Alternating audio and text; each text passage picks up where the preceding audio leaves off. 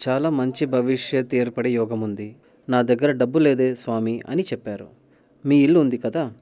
దాన్ని బ్యాంకులో ఇచ్చి డబ్బులు తీసుకొని ఆరంభించండి అని చెప్పా. అలాగే వాళ్ళు ఆరంభించారు. ఇప్పుడు ఇంతకు ముందే చెప్పినట్టు పెద్ద గ్రూప్ ఆఫ్ కంపెనీస్ 6, 7 కంపెనీలు ఉన్నాయి. పెద్ద లెవెల్‌లో ఉన్నారు. మీరు కూడా ఓ కంపెనీ ఓనర్ అయ్యి ఉండవచ్చు. అది చిన్నదో, పెద్దదో ఉండవచ్చు.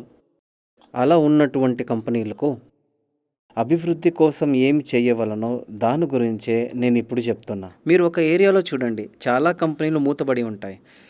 అభివృద్ధి ఉండకుండా, ఏమీ లేకుండా మెషిన్‌లు భ్రష్టుపడి ఉంటాయి.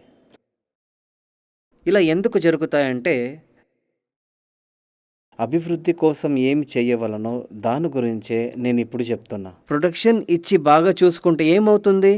విత్తనం మంచిగా ఉన్నా కూడా